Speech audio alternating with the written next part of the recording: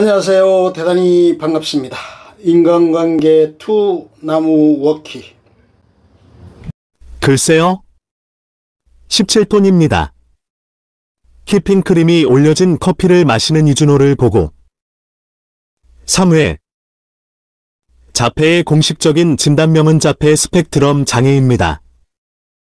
스펙트럼이란 단어에서 알 수 있듯 자폐인은 천차만별입니다. 꽃고래처럼요. 입꼬리를 올리며 같은 고래라도 대왕고래나 긴수염고래는 혹등고래와는 완전히 다른 생태계와 사회적 체계를 가지고 있습니다. 149 심지어 흑범고래는 자폐인의 종류도 천차만별이라며 정명석 변호사에게 석사인 우리가 17층에서 일을 하고 지하 1층에서 점심을 먹을 때 고래는 울산 앞바다에서 먹이를 먹고 일본 서해안에서 잠을 잡니다.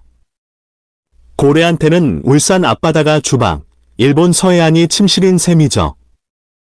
유럽마다 극지방으로 이동하는 이주성 고래의 경우는 먹이를 간헐적으로 먹습니다. 극지방에 머무는 3, 4개월 동안만 먹이를 먹고 나머지 기간에는 굶는답니다. 사람들이 하는 간헐적 단식과 비슷하지 않습니까? 간헐적 단식도 하루 중 8시간만 먹으니까요. 한 테이블에서 같이 점심 식사를 하며 이준호에게 4회 석사인 서해에서 자주 발견되는 고래로는 상괭이가 있습니다. 얕은 물에서 살거든요. 상괭이는 주둥이가 뭉툭한 돌고래로 등에 폭이 좁은 융기가 있습니다. 얼굴 모양이 꼭 웃는 것 같아서 귀엽습니다. 변호사님은 고래를 실제로 본 적 있으세요? 아니요, 없습니다. 아, 그래요? 수족관 안 가보셨어요? 멈칫하며 고래에게 수족관은 감옥입니다. 좁은 수조에 갇혀 냉동 생선만 먹으며 휴일도 없이 1년 내내 쇼를 해야 하는 노예 제도예요. 평균 수명이 40년인 돌고래들이 수족관에서는 겨우 4년밖에 살지 못합니다. 정신적 스트레스가 얼마나 큰지 아시겠습니까? 네, 몰랐네요. 제주도 서귀포시 대정읍에 가면 삼파리, 춘삼이, 곡순이가 아기 돌고래들과 함께 헤엄치는 모습을 자주 볼 수 있다고 합니다. 삼파리, 춘삼이, 곡순이요. 수족관에 붙잡혀 돌고래 쇼를 하다가 대법원 판결에 의해 제주 바다로 돌아간 남방 큰 돌고래들입니다. 언젠가는 꼭 보러 갈 겁니다. 이준호와 함께 강화도의 낙조를 감상하며 5회 황두용, 로펌으로 치면 한바다와 태산이죠. 조명석, 막상막하 숙명의 라이벌인가요? 황두용, 그렇죠. 워낙 다이다이라서 뭐 하나를 고를 수가 없어. 바다냐 산이냐? 조명석, 짜장면이냐 짬뽕이냐? 권민우, 부먹이냐? 찍먹이냐? 류영우, 대왕고래냐 혹등고래냐? 159 권민우, 응?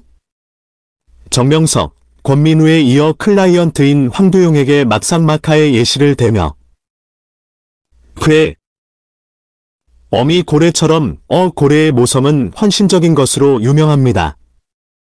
그들은 그래야만 해요. 바닷속에는 새끼를 키울 만한 안전한 장소가 별로 없으니까요. 개양심의 사연을 듣고 고래 사냥법 중 가장 유명한 건 새끼부터 죽이기야. 연약한 새끼에게 작사를 던져 새끼가 고통스러워하며 주위를 맴돌면 어미는 절대 그 자리를 떠나지 않는데 아파하는 새끼를 버리지 못하는 거야. 그때 최종 표적인 어미를 향해 두 번째 작사를 던지는 거지.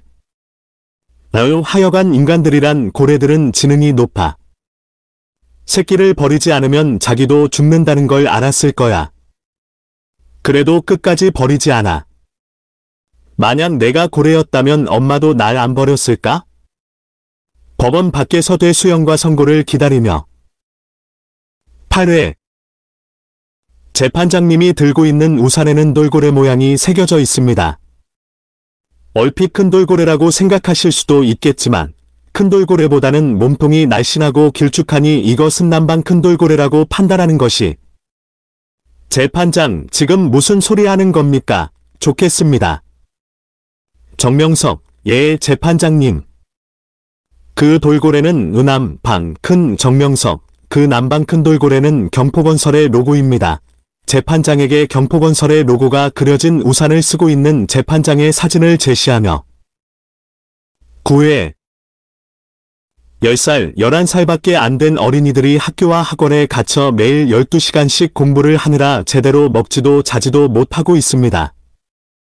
마치 좁은 수조에 갇혀 매일 술을 하며 냉동 생선이나 받아 먹는 돌고래들처럼요. 수족관에서 사는 범고래는 등지느러미가 이렇게 옆으로 휘어져 있습니다. 160이 넓은 바다에서 뛰놀아야 하는데 좁은 공간에 갇혀 학대를 받다 보니 정명석, 책상을 쾅 치며 정말 안타깝네요. 정명석에게 설명을 하며 12회 류재숙 변호사는 양쯔강 돌고래 같다. 최수연, 어유, 양쯔강 돌고래.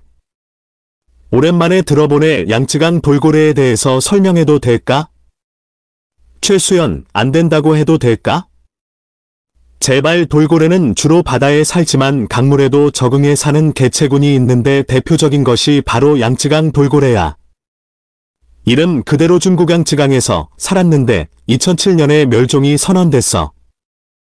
최수연, 그래서 류재숙 변호사랑 양쯔강 돌고래는 어디가 닮았는데 류재숙 변호사는 한바다에서는 만나볼 수 없는 종류의 변호사잖아. 멸종되지는 않았으면 좋겠어. 재판 이후 최수연과 류재숙 변호사의 사무실에 초대받아 가는 길에 류재숙 변호사에 대한 감상을 이야기하며 13회 제가 출장을 가도 되겠습니까? 최수연, 출장? 정명석, 어디로? 제주도. 가까운 바다에 남방 큰 돌고래들이 살고 있는 제주도로 가고자 합니다. 특히 새끼 돌고래가 자주 관찰되기에 돌고래들의 육아 장소이자 주요 서식지로 주목받는 제주도 서귀포 시대정읍. 정명석, 말을 끊으며 스톱, 멈춰요. 정명석으로부터 제주도 출장 허락을 받으며 이준호, 정답. 제돌이. 이거 문제가 너무 쉬운데요? 등지느러미에 일자가 떡하니 찍혀있잖아요. 연습 문제였습니다. 이준호, 다음 사진을 보며 춘삼이 땡. 틀렸습니다. 이준호, 힌트 좀 주세요. 수족관에 갇혀 살다가 바다로 방류된 돌고래들 중 세계 최초로 야생 번식에 성공한 것이 확인된 돌고래입니다. 이준호, 이거 저번에 변호사님이 얘기해 줬는데. 누구였더라? 등지느러미 하단에 독특한 상처가 있습니다. 이준호, 그 의삼. 이준호와 공항에서 남방 큰 돌고래 식별 훈련을 하며 돌고래와 상어는 먹이를 두고 경쟁하는 관계인데 제주 연안에는 남방 큰 돌고래들이 정착해 있어서 상어가 다가오면 무리를 지어 쫓아낸다고 합니다. 덕분에 제주도 해녀들은 바다에서 물질하는 동안 상어를 만날 일이 없습니다. 해녀들이 애써 잡은 해산물을 돌고래들이 훔쳐먹는 일이 있긴 하지만요. 이준호와 남방 큰 돌고래들을 찾으며 16회 저는 인고래 무리에 속한 햇불고래와 같습니다.